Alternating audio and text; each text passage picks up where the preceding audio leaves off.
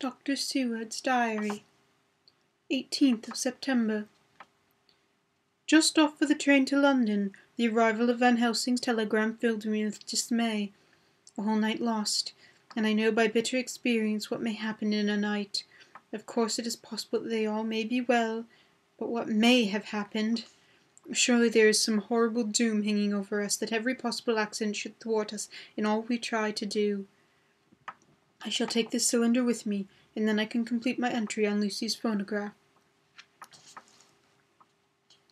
Memorandum left by Lucy Westenra, 17th of September, night. I write this and leave it here to be seen, so that no one may by chance get into any trouble through me. This is an exact record of what took place tonight. I feel I am dying of weakness, and have barely strength to write, but it must be done if I die in the doing. I went to bed as usual, taking care that the flowers were placed as Dr. Van Helsing directed, and soon fell asleep. I was wakened by the flapping at a window, which was begun after the sleepwalking on the cliff at Whitby when Mina saved me, and which now I know so well. I was not afraid, but I did wish that Dr. Seward was in the room, as Dr. Van Helsing said he would be, so that I might have called him. I tried to go to sleep, but could not. Then there came to me the old fear of sleep, and I determined to keep awake. Perversely, sleep would try to come when I did not want it, so, as I feared to be alone, I opened my door and called out, "Is there anybody there?" There was no answer. I was afraid to wake Mother, and so close to my door again.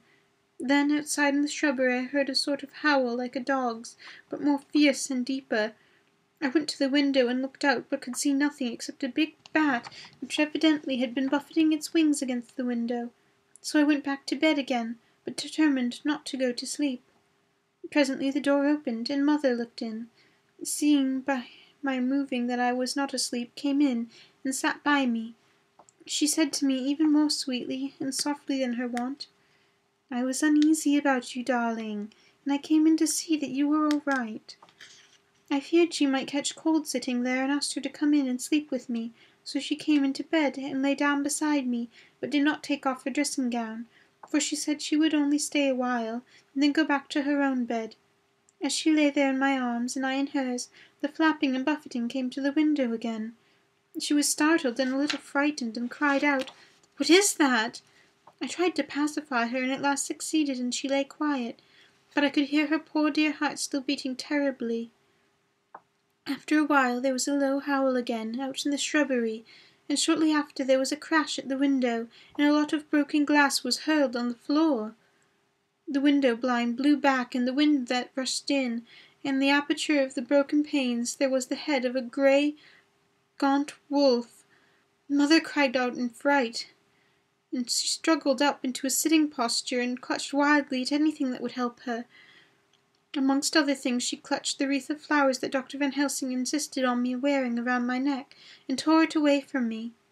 For a second or two she sat up, pointing at the wolf, and there was a strange and horrible gurgling in her throat. Then she fell over as if struck with lightning, and her head hit my forehead, and made me dizzy for a moment or two. The room and all round seemed to spin again.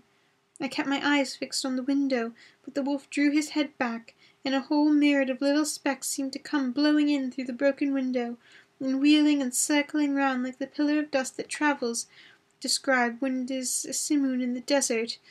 I tried to stir, but there was some spell upon me.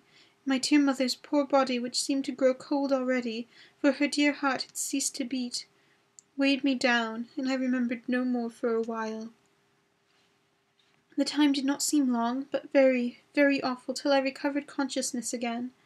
Somewhere near a passing bell was tolling, and the dogs all round the neighbourhood were howling, and in our shrubbery seemed just outside a nightingale was singing.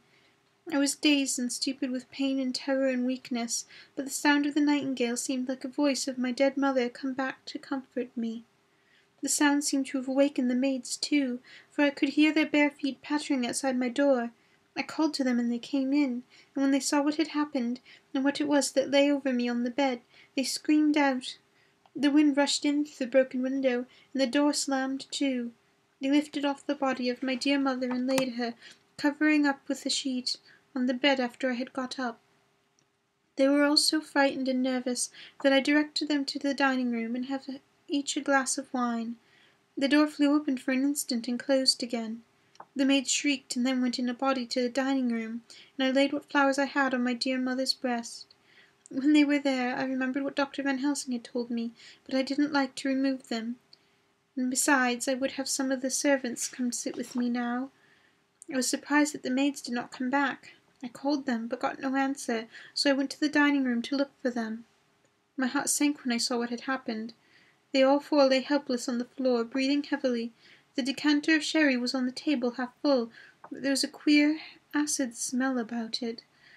I was suspicious and examined the decanter. It smelled of laudanum, and looking at the sideboard I found that the bottle which Mother's doctor uses for her, did use, was empty. What am I to do? What am I to do? I am back in the room with Mother. I cannot leave her, and I am alone, save for the sleeping servants whom someone has drugged. Alone with the dead. I dare not go out, for I can hear the low howl of the wolf through the broken window. The air seems full of specks, floating and circling in the draught from the window, and the lights burn blue and dim. What am I to do? God shield me from this harm this night. I shall hide this paper in my breast, where they shall find it when they come to lay me out. My dear mother gone. It is time that I go too. Good-bye, dear Arthur, if I should not survive this night. God keep you, dear, and God help me.